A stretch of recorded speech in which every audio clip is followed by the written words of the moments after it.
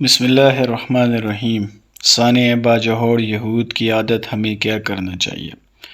بیان مختار الامہ حضرت مفتی سید مختار الدین شاہ صاحب دامت برکاتہم عالیہ۔ یہ بنی اسرائیل و یہود کی تاریخ ہے کہ انہوں نے ہمیشہ انبیاء علیہ السلام کو شہید کیا کہ جب پیغمبران کو ایسے احکامات دیتے ہیں جو ان کی طبیعت کے خلاف ہوتے ہیں تو ان کی تکذیب کرتے ہیں یا پھر ان کو قتل کرتے۔ اللہ تعالیٰ فرماتا ہے، ہم نے بنی اسرائیل سے پختہ وعدہ لیا تھا اور ان کی طرف کئی رسولوں کو بھیجا، بہت سے رسولوں کو بھیجا، اور جب بھی وہ رسول ان کے پاس حکم لائے جو ان کے نفس نہیں چاہتے تھے تو ایک جماعت کو انہوں نے جھٹلایا اور ایک جماعت کو قتل کر ڈالتے۔ جب ان کے بس چلتا تو انبیاء علیہ السلام کو بھی وہ قتل کرتے، یا ان کی عادت ہے، اور وہ یہ گمان کیا کہ کوئی فتنہ نہیں ہوگا، پھر اندھے اور بہرے ہو گئے، پھر اللہ تعالیٰ نے ان کو معاف کیا، جب توبہ کیے، روئے دھوئے وغیرہ وغیرہ، پھر اندھے ہو گئے۔ دیکھیے، ایسا نہیں ہے کہ یہ ابھی سے ہے، بلکہ بار بار ہزاروں سال سے ان کے اندر چلا آ رہا ہے۔ پھر بہرے ہو گئے۔ اللہ تعالیٰ کے احکامات سے، اللہ تعالیٰ کے تعلق سے، اللہ تعالیٰ جل جلالہ کی باتوں سے، بہت سے ان میں سے یہ قرآن مجید کہہ رہا ہے کہ سب اس طرح نہیں ہوتے، مگر اکثر ان میں اس طرح ہوتے ہیں۔ جو کچھ وہ کرتے ہیں اس کو اللہ تعالیٰ جل جلالہ خوب دیکھتا ہے۔ اس فلسفے کو سمجھنے کی ضرورت ہے۔ اس طرح جو حکومت ان کی طبیعت کے مطابق نہیں ہوتی اس کو خراب کرنے کی کوششیں کرتے ہیں۔ یہ آج کی بات نہیں ہے، بلکہ یہ یہود کا وتیرہ ہے۔ اس فلسفے کو سمجھنے کے لیے آپ کو یہ بات کرتا ہوں، اس بات کو اگر آپ سمجھیں تو آپ انشاءاللہ ان کے مقابلے میں بھی کامیاب ہوں گے۔ جو لوگ یہود کو نہیں جانتے وہ غلط فہمی میں مبتلا ہیں۔ جس طرح شیطان کے چیلے ہر جگہ موجود ہوتے ہیں، اسی طرح ان کے چیلے بھی ہر جگہ ہوتے ہیں۔ پاکستان کے اندر بھی موجود ہیں۔ ان کے اندر ہمت نہیں ہے، یہ بہادر نہیں ہیں، سامنے نہیں آ سکتے، شیطان کی طرح اپنے ایجنڈوں سے کام کرواتے ہیں۔ جس طرح شیطان انسان کے اندر نفس وغیرہ کے ذریعے سے کام کرتا ہے، اس طرح یہ شیطان ملکوں کے اندر، قوموں کے اندر اپنے ایجنٹ پیدا کر کے ان کے ذریعے سے کام کرتے ہیں۔ دجال بھی جب آئے گا تو وہ سامنے نہیں کر سکے گا، جب بھی وہ سامنا کرے گا تو خود بخود تباہ ہو جائے گا۔ لیکن اللہ رب العالمین جل جلالہ نے ہمیشہ ان کو غور خوار کیا ہے۔ چند دن اوپر آ جاتے ہیں، پھر خوب ان کی پٹائی ہوتی ہے اور یہ ذلیل ہو جاتے ہیں۔ ان کے ساتھ ہمیشہ سے یہ ہو رہا ہے، ہر دور میں ان کا تقریباً یہی حال ہوا ہے۔ جو ہی ان کو سر اٹھانے کا موقع ملتا ہے تو اللہ رب العالمین جل جلالہ ان کی سرکوبی کرتے ہیں۔ سانحہ باجوڑ ایک سازش۔ یقین جانیے، جب سے یہ سانحہ پیش آیا ہے اور مجھے معلوم ہوا ہے، اس وقت سے طبیعت پر بہت بوجھ تھا۔ بندہ اپنے اندر کی کیفیت تو نہیں بتا سکتا، کیونکہ وہ تو ایسی چیز ہے نہیں کہ اس کو سامنے لایا جائے، اور پریشانی ہونی بھی چاہیے کیونکہ انسان پریشان ہوتا ہے، لیکن یہ ایک سازش ہے۔ الحمدللہ جب بھی کوئی سازش ہوتی ہے تو میں بتا دیتا ہوں۔ آپ کو معلوم ہے کہ کرونا جب آیا تھا تو میں نے بتا دیا تھا کہ یہ ایک سازش ہے۔ اب وہ مانتے ہیں کہ وہ سازش تھی، تو یہ دراصل جو حکومت ان کو اچھی نہیں لگتی، جو حکومت ان کی طبیعت کے مطابق نہیں ہوتی، تو اس حکومت کے خلاف رخنہ پیدا کرنے کی کوشش کرتے ہیں۔ ایسا کام مسلمان نہیں کر سکتے۔ میں نے صبح صبح ساتھیوں سے کہا تھا کہ یہ قطعاً مسلمان نہیں کرتے، یہ تو ہم سادہ ہیں کہ کبھی کسی پر ڈالتے ہیں، کبھی کسی پر ڈالتے ہیں۔ وہ اپنی طرف سے مسلمانوں کا نام بھی استعمال کرتے ہیں کہ فلاں نے یہ کیا ہے، فلاں نے یہ کیا ہے۔ یہ کیا مشکل ہے کہ ایک آدمی جنگل میں بیٹھا ہے اور کہتا ہے کہ میں ان کی ذمہ داری قبول کرتا ہوں، اور وہ بھی ان کا ہوتا ہے، استعمال ہونے والی میڈیا بھی ان کی ہوتی ہے وغیرہ۔ اپنے پاؤں پر خود کلہاڑی نہ ماریں، بلکہ مشترکہ دشمن کو پہچانیں۔ ایسے مواقع میں قوموں اور ملکوں کو چاہیے کہ وہ ایسے کام نہ کریں جن کی وجہ سے خود اپنے پاؤں پر کلہاڑی ماریں، بلکہ مشترکہ دشمن کو پہچانا چاہیے جو کہ دونوں کا دشمن ہے۔ اب ظاہر ہے کہ جو اس طرح بہیمانہ حرکت کرتا ہے کہ جہاں علماء صلحاء جمع ہیں، کوئی تقریب ہے تو اس تقریب میں ان کا کیا نقصان ہے کہ وہ اس میں دھماکہ کرتے ہیں۔ پھر آسان بات یہ ہے کہ وہ کہیں کہ خودکش ہے تاکہ تفتیش کرنے والے پر تفتیش کرنے کی ذمہ داری بھی نہ رہے۔ حالانکہ بہت کم خودکش ہوتے ہیں، ڈبوں مبوں میں یہ چیز رکھتے ہیں اور انہیں راستوں سے آتے ہیں، ان کے باقاعدہ ایجنٹ ہوتے ہیں، لیکن ایجنٹوں کے اوپر ہاتھ ڈالنے کی بہت کم لوگوں میں ہمت ہوتی ہے۔ راستوں میں فقیروں وغیرہ کو پکڑ لیتے ہیں۔ تو قوموں کو چاہیے کہ ملکوں کو چاہیے کہ وہ کبھی بھی ایک دوسرے پر ملبہ نہ ڈالیں بلکہ اپنے دشمنوں کو پہچان لیں۔ جو اس طرح کی کارروائیاں کرتے ہیں وہ کسی کے دوست نہیں ہیں، وہ صرف یہود و ہنود کے دوست ہیں۔ انہوں نے ان کو تیار کیا ہوتا ہے، پھر ان کی مرضی کہ وہ جس کو چاہیں تیار کر لیں۔ وہ کر سکتے ہیں لیکن منصوبہ ساز یہی لوگ ہوتے ہیں۔ یہ پہلے صحابہ اکرام رضی اللہ عنہم اجمعین کے دور میں بھی ایسا ہی ہوا ہے۔ خوارج کو تیار کیا گیا، یہود نے تیار کیا تھا۔ ان کا نعرہ تھا، اب کتنی بڑی بات تھی کہ ہم قرآن کے حکم کو مانتے ہیں کہ کسی کے حکم کو نہیں مانتے۔ تو حضرت علی کرم اللہ وجہ نے اس طرح ہاتھ میں قرآن اٹھایا کہ اے قرآن، ان لوگوں کی باتیں کرو۔ تو انہوں نے کہا کہ قرآن کیسے باتیں کرے گا؟ تو انہوں نے فرمایا کہ قرآن کو کوئی پڑھے گا نہ، لیکن وہ کہتے ہیں کہ جو قرآن میں کہتا ہوں، یعنی میں جو مطلب بیان کرتا ہوں وہ مانو۔ ظاہر ہے کہ انہوں نے حضرت علی کرم اللہ وجہ نے صلح کی تھی۔ کیا کیا تھا؟ صلح کی تھی۔ تو وہ کہتے ہیں کہ صلح کیوں کی ہے؟ تو کیا قرآن مجید نے صلح کی بات نہیں کی؟ قرآن مجید نے نہیں فرمایا کہ اے ایمان والو تم سب بھائی بھائی ہو، جب آپس میں تمہارے جھگڑا آ جائے تو آپس میں صلح کر لو؟ کیا آپ نے قرآن مجید میں نہیں پڑھا کہ جب میاں بیوی کے درمیان بگاڑ آ جائے تو ایک منصف بیوی والوں کی طرف سے ہو جائے، ایک منصف لڑکے والوں کی طرف سے ہو جائے، فیصلہ کریں۔ اگر ان کے ارادے نیک ہوں تو اللہ جل جلالہ ان کے درمیان صلح کرا دے گا۔ اب یہ ساری باتیں قرآن مجید کی آیتیں ہیں، ان کو نہیں دیکھتے تھے، کہتے تھے کہ ان الحکم للہ۔ تم نے صلح کیوں کی؟ یہ ہے خوارج کا دستور جو کہ پہلے سے آ رہا ہے۔ یہ وہی یہودی ہوتے ہیں لیکن ہر کسی کے لیے انہی کے نام پر تیار کرتے ہیں۔ مسلمانوں کے لیے مسلمانوں کے نام پر تیار کرتے ہیں۔ اللہ تعالیٰ ان سے نمٹ لے، یہود کے منصوبوں کو پورا نہ کریں۔ میں یہ بات اس لیے کرتا ہوں کہ ان حالات میں لوگ الٹی پلٹی باتیں کریں گے۔ ہو سکتا ہے کہ وہ اپنی قوم کے اندر لڑائیاں پیدا کر دیں، ہو سکتا ہے کہ پڑوسی ملک کے ساتھ تمہارے حالات خراب کر دیں۔ تو دونوں کو چاہیے کہ اپنے دشمن کو سمجھیں۔ اگر آپ اس کو نہیں سمجھیں گے تو آپ تو یہود کے منصوبوں کو پورا کریں گے۔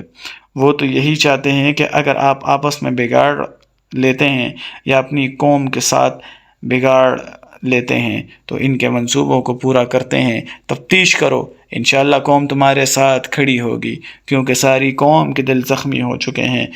یہ ایک بار نہیں، بار بار ایسا ہوا ہے۔ پاکستانیوں کے ساتھ اس طرح معاملہ ہوتا ہے۔ وہ چاہتے ہیں کہ افغانستان اور پاکستان، طالبان، امارت اسلامیہ اور پاکستان آپس میں لڑیں۔ وہ چاہتے ہیں کہ پاکستان کے اندر گڑبڑ ہو۔ اگر ہم بھی ان کے ساتھ چلیں تو ہم نے دشمن کی بات کو مان لیا اور ہم دشمن کے عزائم پورا کرنے کی کوشش میں لگ گئے۔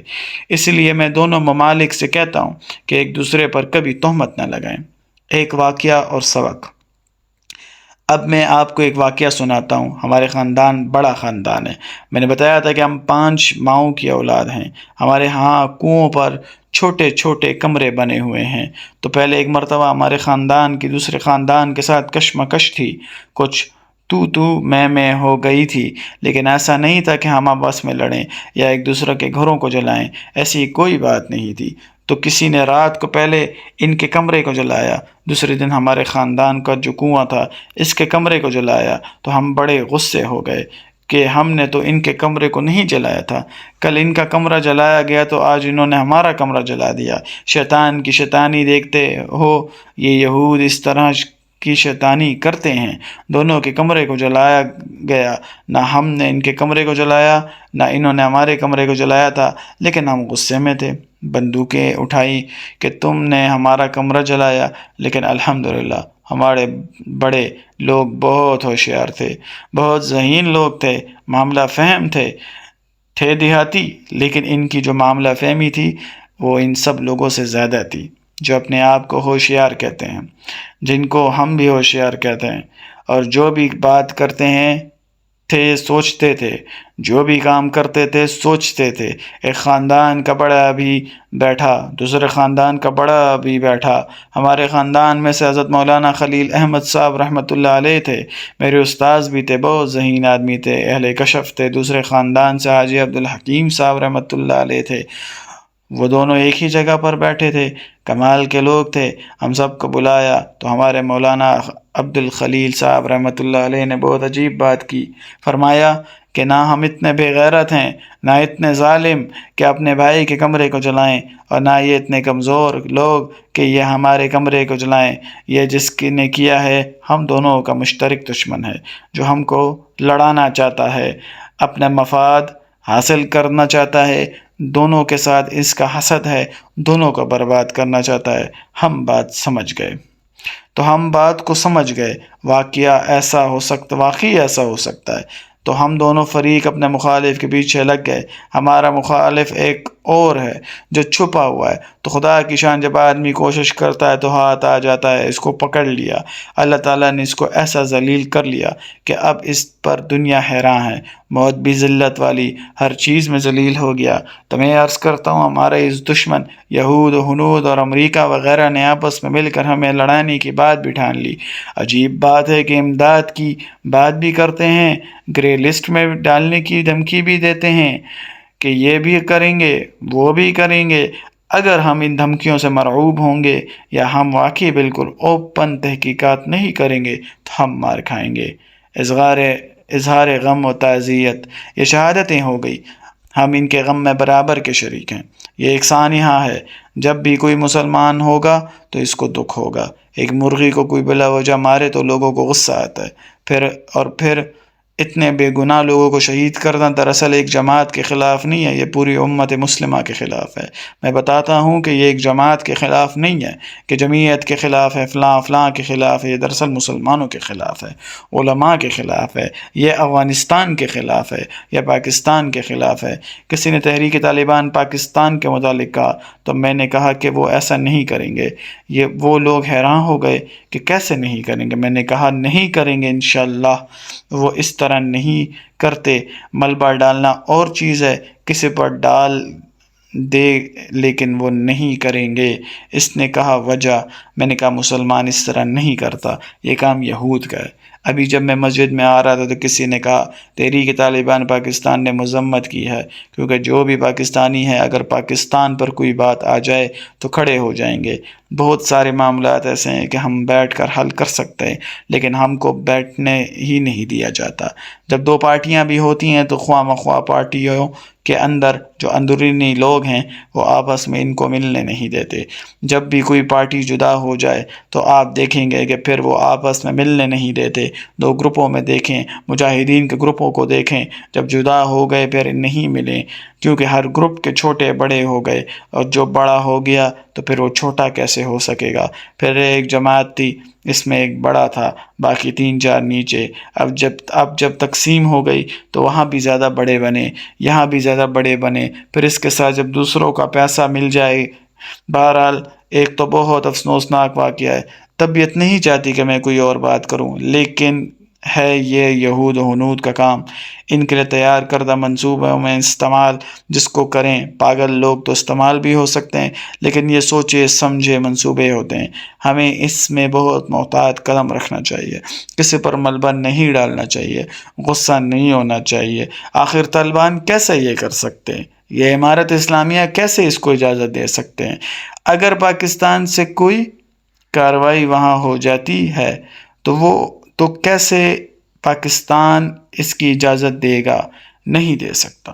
اب درمیان میں ہم دیکھیں گے کہ ہمارا دشمن کون ہے، اس تک رسائی ہو جائے تو انشاءاللہ آپ دیکھیں گے کہ وہ نکل آئیں گے، تو آپ تحقیق کریں گے۔ اللہ تعالیٰ ہم سب کی ہم سب کو اپنی محبت نصیب فرمائے، اپنا تعلق نصیب فرمائے۔ دعا کریں کہ اللہ رب العالمین جل جلالہ، یا اللہ جنہوں نے یہ کام کیا ہے، جنہوں نے منصوبہ تیار کیا، یا اللہ ان کو تباہ و برباد کر دے، یا اللہ ان کو پوری طرح بے نقاب کر دے۔ یا اللہ ہمارے بس میں تو نہیں، تیرے بس میں تو ہے۔ یا اللہ اگرچہ ہمیں معلوم نہیں ہے، تجھے تو معلوم ہے۔ یا اللہ چن چن کر ان کا ایک ایک کی بے کنی کر دے، تباہ و برباد کر دے۔ یا اللہ رب العالمین جو بھی مسلمانوں کے اندر شر پھیلاتے ہیں، فتنہ پھیلاتے ہیں، اللہ رب العالمین کے گھروں میں فتنے ڈال دے۔ یا اللہ اس کے بدن پہ بیماریاں ڈال دے، یا اللہ ان میں کیڑے ڈال دے، یا جل جلالہ ان کو برباد کر دے۔ ہمارے مولانا فضل الرحمان صاحب کو کئی بار دکھ بھی پہنچا، دعا کریں کہ اللہ رب العالمین جل جلالہ اس کو حوصلہ دے، حوصلے والا آدمی ہے۔ یا اللہ رب العالمین کو صبر جمیل نصیب فرما دے۔ ہم سب کو دکھ ہے، لیکن ان کے کارکن تھے، ظاہر کہ ان کو زیادہ دکھ ہوگا، تو ان کے لیے دعا کریں اللہ رب العالمین کو صبر جمیل نصیب فرما دے، اجر جزیل نصیب فرما دے۔ اس سانے کے بدلے ان کو خیر کے بدلے دنیا میں بھی دے اور آخرت میں بھی دیں۔ ان شہداء کے لیے دعا کریں کہ اللہ رب العالمین ان کی شہادتوں کو قبول فرمائے۔